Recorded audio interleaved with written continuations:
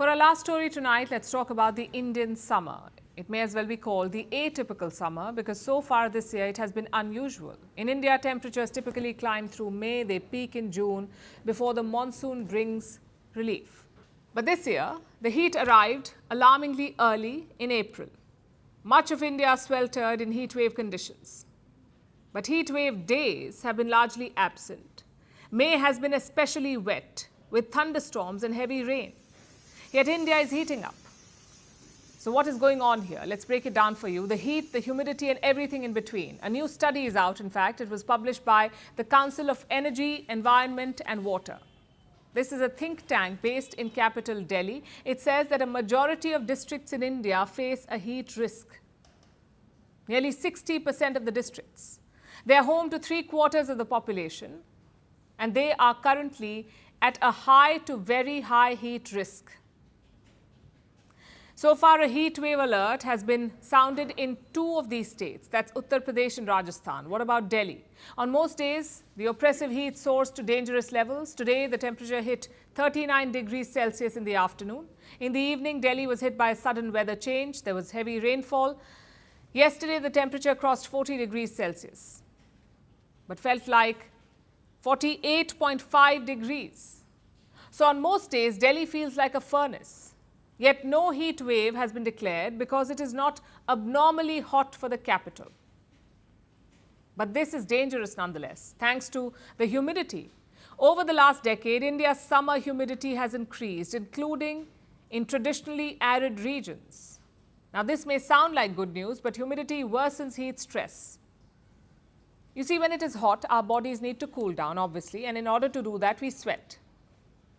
But when it is humid, sweat does not evaporate, and it is much harder to release heat.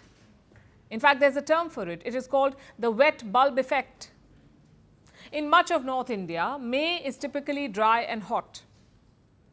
Last year, by May in 2024, India had endured heat waves for 54 days. And that's not the case this year. This May is all about humidity, and it has worsened the heat in many parts.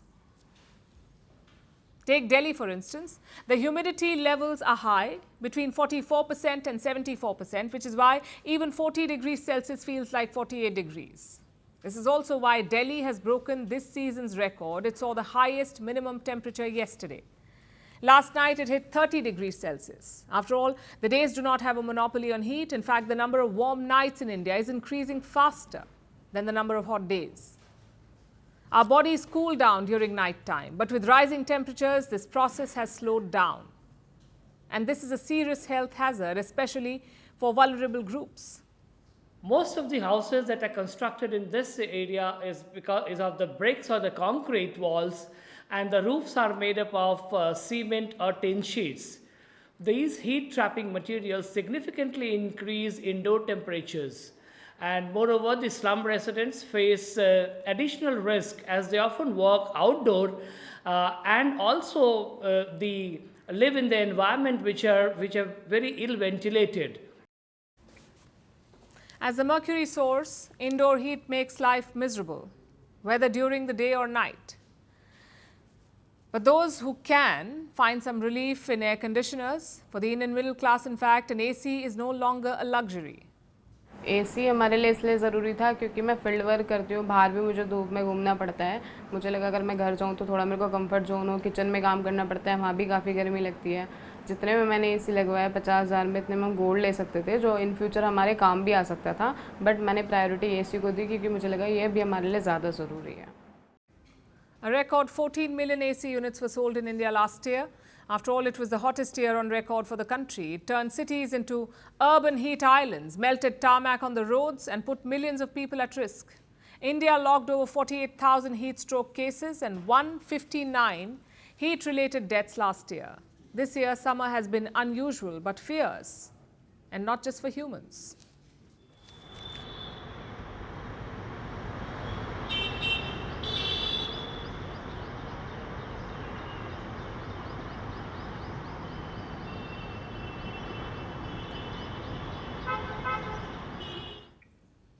So what is the solution? Sure, swimming helps, but what about heat policies? States are enacting heat action plans. These are localized early warning and preparation systems like ensuring the availability of water. But with the changing summer, plans must change too. Heat insurance should be promoted. There should be a dedicated effort to make cities greener. Policies should go beyond daytime temperatures. After all, if summer is unrelenting, we need to be resilient too. At Firstpost, we are choosing to hold on to accuracy. That means we won't always be first. We may not get you your breaking alert. But what you will get is what we owe you. And that is the truth. Verified, checked and cross-checked. We rely on sources and verified ones. After all, that's what separates a journalist from a loudspeaker. But sometimes even we miss a beat. And when we do, we will tell you. Like yesterday, we ran visuals from a registered news agency. That visual turned out to be fake. So we are taking accountability. And from now on, we will cite the source of every visual, every picture, every video that you see on Firstpost will have a source mentioned. That is our commitment to you. We will wait, we will verify, we will ask again, and only then will we tell you. No noise, no panic, just the facts. Because right now, that is what the country needs most.